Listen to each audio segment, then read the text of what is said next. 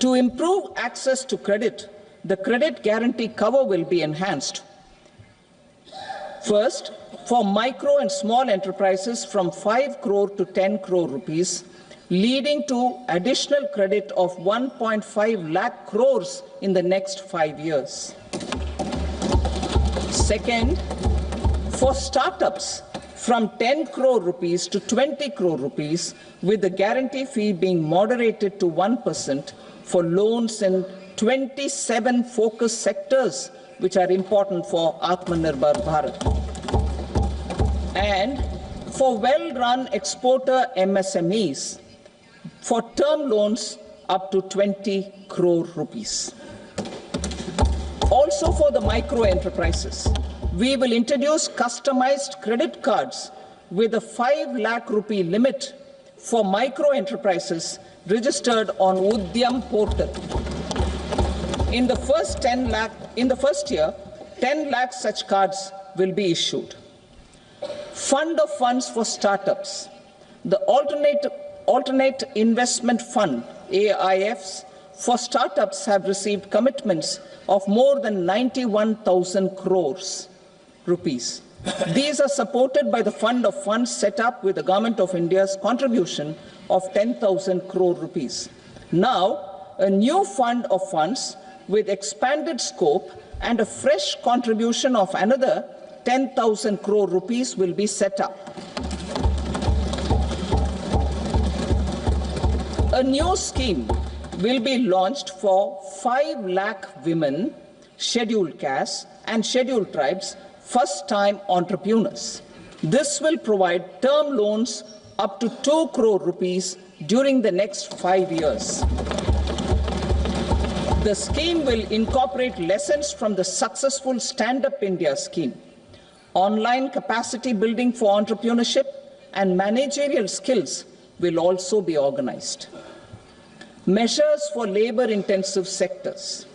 To promote employment and entrepreneurship opportunities in labor-intensive sectors, our government will undertake specific policy and facilitation measures. To enhance the productivity, quality, and competitiveness of India's footwear and leather sector, a focused product scheme will be implemented. The scheme will support design capacity, component manufacturing, and machinery required for production of non-leather quality footwear, besides the support for leather footwear and products. The scheme is expected to facilitate employment for 22 lakh persons, generate over 4 lakh crore rupees, and exports of over 1.1 lakh crore rupees. Measures for the toys sector. Building on the National Action Plan for Toys, we will implement a scheme to make India a global hub for toys.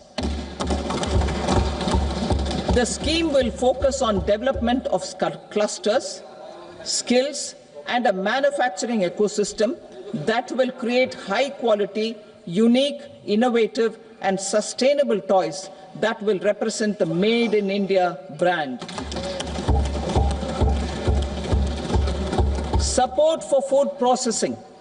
In line with our commitment towards Purvodaya, we will establish a National Institute of Food Technology, Entrepreneurship and Management in Bihar.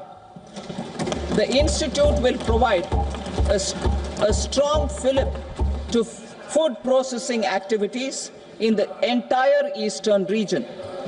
This will result in 1. Enhanced income for the farmers through value addition to their produce, and 2. Skilling entrepreneurship and employment opportunities for the youth. Manufacturing mission, furthering Make in India. Our government will set up a national manufacturing mission covering small, medium, and large industries for furthering Make in India by providing policy support, execution roadmaps, governance, and monitoring framework for central ministries and states. Details are in Annexure E. Given our commitment to climate-friendly development, the mission will also support clean tech manufacturing. This will aim to improve domestic value addition and build our ecosystem for solar PV cells, EV batteries, motors and controllers, electrolyzers, wind turbines, very high voltage transmission equipment and grid-scale batteries. Investment as the third engine. Now I move to investment as the third engine, which encompasses investing in people, investing in the economy, and investing in innovation. Investing in people. Saksham Anganwadi and Poshan 2.0. Saksham and Poshan 2.0 program provides nutritional support to more than 8 crore children, 1 crore pregnant women and lactating mothers all over the country, and about 20 lakh adolescent girls in aspirational districts and the Northeast region. The cost norms for these nutritional support will be enhanced appropriately. Atal Tinkering Labs. 50,000 Atal Tinkering Labs will be set up in government schools in the next 5 years to cultivate the spirit of curiosity and innovation and foster a scientific temper among young minds. Broadband connectivity to government secondary schools and PHCs. Broadband connectivity will be provided to all government secondary schools and primary health centers in rural areas under the BharatNet project. Bharatiya Bhasha Pustak Scheme. We propose to implement a Bharatiya Bhasha Pustak scheme to provide digital form Indian language books for schools and for higher education. This aims to help students understand their subjects better and in their language. National Centers of Excellence for Skilling. Building on the initiative announced in the July 24 budget, 5 national centers of excellence for skilling will be set up with global expertise and partnerships to equip our youth with the skills required for Make for India, Make for the World manufacturing. The partnership will cover curriculum design, training of trainers, and a skills certification framework and periodic reviews. Expansion of capacity in IITs. Total number of students in 23 IITs has increased 100% from 65,000 to 1.35 lakh in the past 10 years.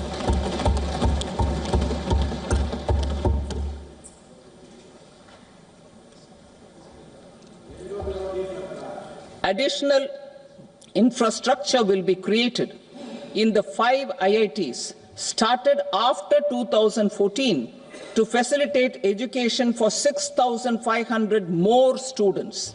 Hostel and other infrastructure capacity at IIT Patna will also be expanded.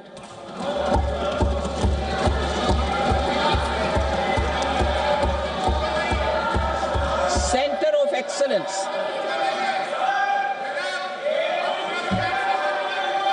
Center of Excellence in AI for Education.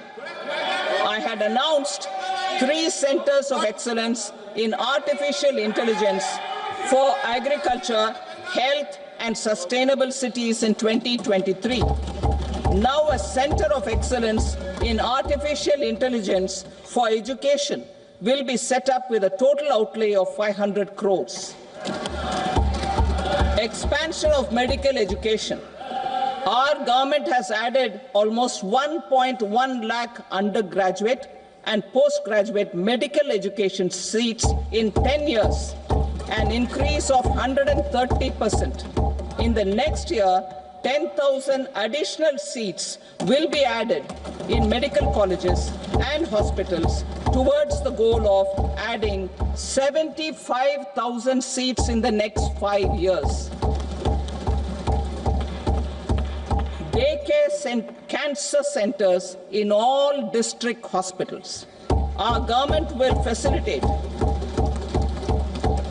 setting up of daycare cancer centers in all district hospitals in the next 3 years. 200 centers will be established in 25-26 itself. Strengthening urban livelihoods. Our government has been giving priority to assisting urban poor and vulnerable groups. A scheme for socio-economic upliftment of urban workers will be implemented to help them improve their incomes, have sustainable livelihoods, and a better quality of life. PM Swanidhi scheme has benefited more than 68 lakh street vendors, giving them respite from high-interest informal sector loans. Building on this success, the scheme will be revamped with enhanced loans from banks, UPI-linked credit cards with 30,000 rupees limit, and capacity building support. Social Security Scheme for welfare of online platform workers.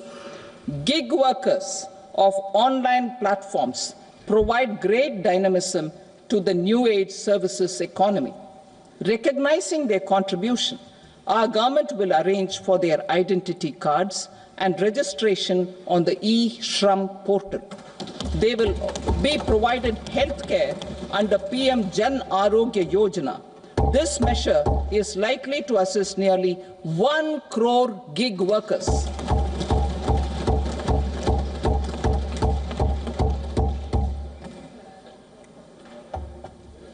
Investing in the economy. Public-private partnership in infrastructure. Each infrastructure-related ministry will come up with a 3-year pipeline of projects that can be implemented in PPP mode. States will also be encouraged to do so and can seek support from the India Infrastructure Project Development Fund, which is a scheme to prepare PPP proposals. Support to states for infrastructure. An outlay of 1.5 lakh crore is proposed for the 50-year interest-free loans to states for capital expenditure and incentives for reforms. Building on the success of the first asset monetization plan announced in 2021, the second plan for 2025 to 30 will be launched to plow back capital of 10 lakh crore in new projects. Regulatory and fiscal measures will be fine-tuned to support the plan. Jal Jeevan Mission. Since 2019, 15 crore households representing 80% of India's rural population have been provided access to portable tap water connections. To achieve 100% coverage, I am pleased to announce the extension of this mission until 2028 with an enhanced total outlay. The mission's focus will be on the quality of infrastructure and O&M of rural piped water supply schemes through Jan Bhagidari. A separate MOU or separate MOUs will be signed with the states and union territories to ensure sustainability and citizen-centric water services delivery. Urban sector reforms. Building on the July budget proposals, urban sector reforms related to governance, municipal services, urban land and planning will be incentivized.